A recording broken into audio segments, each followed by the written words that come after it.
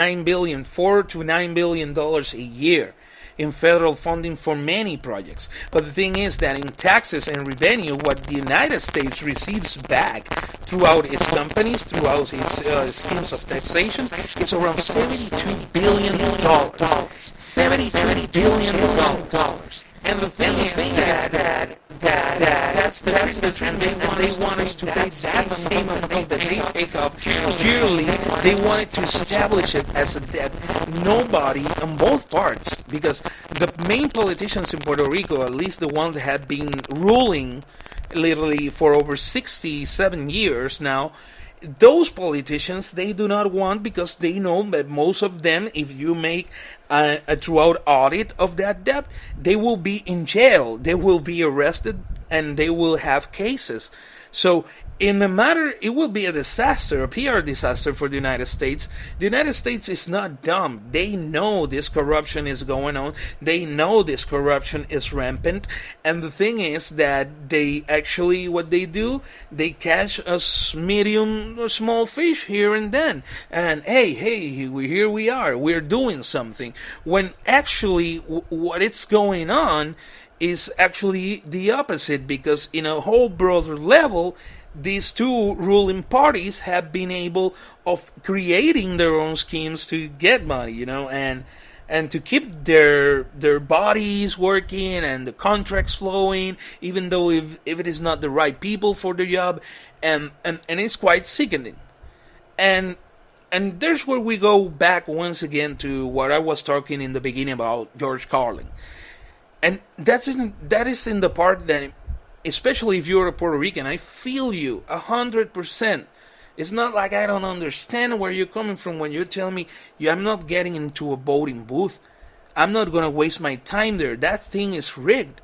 And yes, it is. It is rigged so that you think on that way. It is rigged so that you think that if you don't go there, you're not responsible for the mess other people's make. But you're ignoring the fact that other people are going to vote for people who are going to make most people poorer, who are going to make most people's life miserable, who are not going to take acknowledgement of the fact that we have an inflation that is going way out of control for a long time now. And the thing is that the people who mainly suffer are Puerto Ricans. Let's take this for example. One of the main reasons people leave from Puerto Rico to the United States is running away from the $7.25 federal minimum cap on the minimum wage. In the United States, you have seen the clear opposition on both parties, so both Democrats and Republicans, on raising the minimum wage. And this has garnered protests. For example, in California, there was a highway that was actually closed because there was a protest against one of these multi-chain companies. And all of these things that I'm speaking to you happens because we are allowing other people to vote, to make decisions for us. And that's where I differ from the great George Carlin. I said, you go vote. And if at the end none of the candidates convince you and you decide not to vote, then you made a decision but out of clarity. A decision which is completely conscious, not an impulse out of piss you are. And I know how pissed you are. Because I'm talking about the situation in Puerto Rico, that doesn't mean that I'm not seeing that even though some states have raised that minimum wage, doesn't mean that people are thriving on those states. Because I know a lot of states in which a lot of people have to work 2 jobs just to maintain a normal car and a house, and literally almost no day off.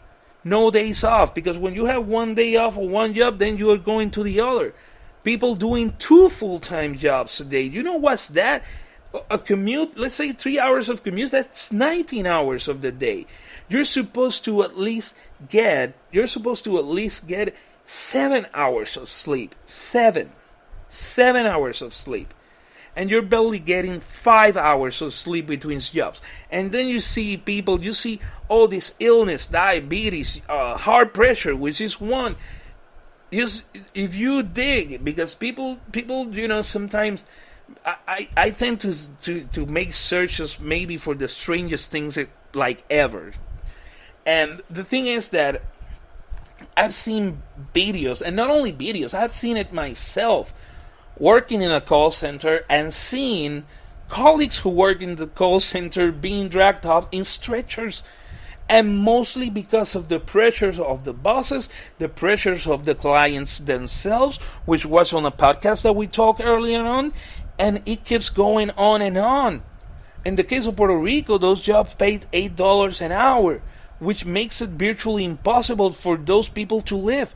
When I used to work in a call center, I remember that many of the colleagues, they had a side gig. For example, there was a guy that was selling fruit. There was a guy that was selling, movies or shit like that. And it keeps going on. And you see the Puerto Rican, and you see people that are have to live in these conditions like in the United States, or having two jobs to be comfortable. At one point, I was in that area of having two jobs, and I decided to invest myself in this project, but it's really heartbreaking. The fact that when I say that I understand, it's because I do, and it's people that you're tired. And I don't want to obligate you. I just want to give you facts. There are two third parties in the United States. Two third parties who are in favor. For example, the Libertarian Party is in favor of renewable energy, that we move away from gas and fossil. There are some of them that talk about universal health care, not medium-sized health care, full health care, as people, as human beings really deserve, which was something that, ironically, it was President Roosevelt, the one that was going to have this. And it was, rumored, and there was some footage that was around, that it was a second round that he wanted to amend the Constitution, but he didn't make it to do it. But one of the main things that he wanted to do was to include health for everybody. And even though you have seen and what you have right now, because it's really sad. I understand, because the two principal options, it's not a cool saxophone player who smoked weed in college. It's not the cool black guy with the swag and the flow and everything going on. Are two people that maybe are not fit to be in office. In the case of Donald Trump, I don't think I have to make a case. It's not that I completely hate the guy, but I obviously disagree with virtually 95 to 98% of the things that he says. But the thing is, with Democrats, what I hate is the fact that they come, no, we're going for the people, we want the best for our people, and we want everything to be like pristine and crystal clear, perfect, and that's what we're going to make, and we're going to make everything great. And when they get into power, you see the same policies. Oh, we're bailing out a bank. Oh, we had to make this new tax for that bailout so we can pay it off. And it is you and me, the ones that we are paying for the mistakes of others. And that's why I call it, in the case of the debt of Puerto Rico, because it needs to be audited, because there's a lot of money that never got into any projects that benefited the people of Puerto Rico, and the United States government knows this. None of the projects in which those $72 billion were assigned were not worth it, and now it's divided between all these companies, and where it was people in Puerto Rico calling bonds. Now they made a law to keep the existing tax as it is for almost 40 years. 40 years. And nobody dares to put the theme on the table that we need to raise the minimum wage in Puerto Rico, as many states have done. I don't know if I'm mistaken. The minimum wage on... sorry, I didn't mean Texas. Let's say, for example, California. California has a minimum wage of $12 an hour. Arizona has a minimum wage of $11 an hour. Florida has a minimum wage of $8.46 an hour. And Oregon has a minimum wage of $11.25 an hour.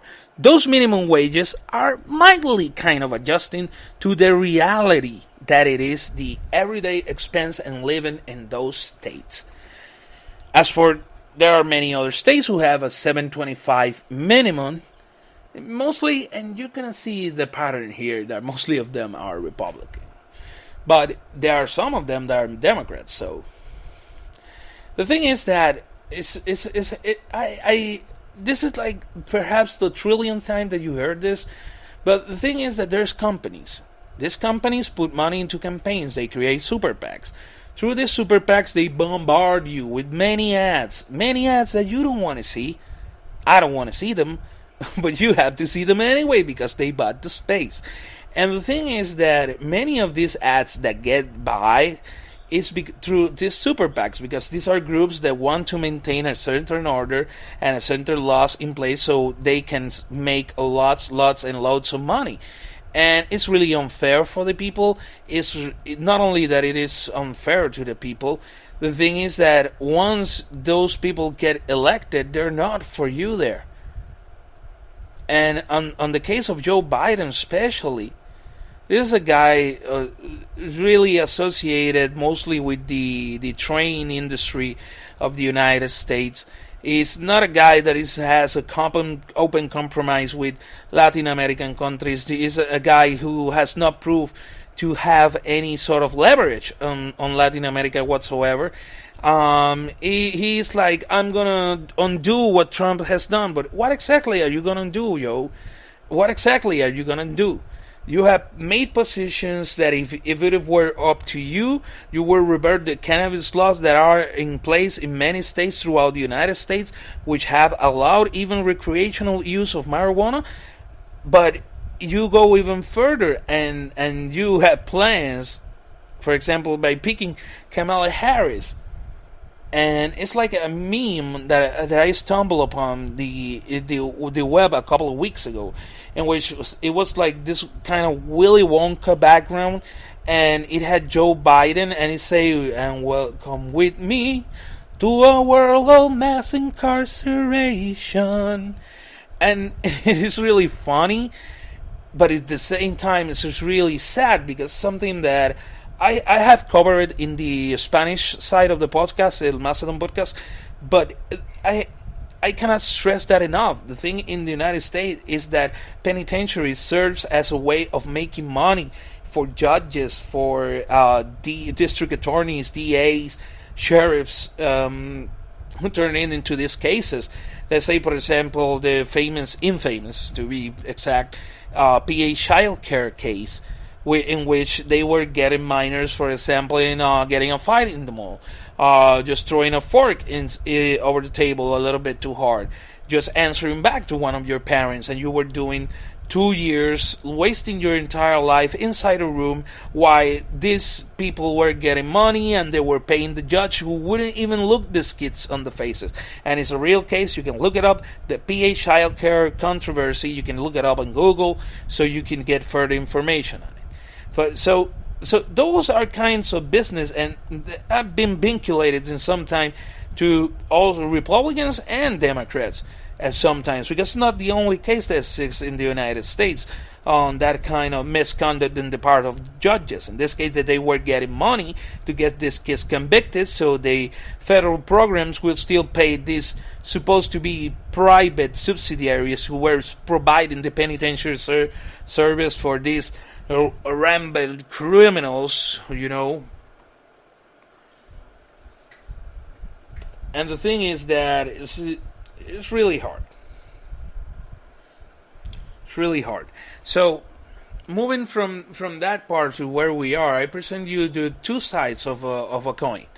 I present you the side in which how George Carlin is right in the way that most elections are rigged. And this is the interesting part.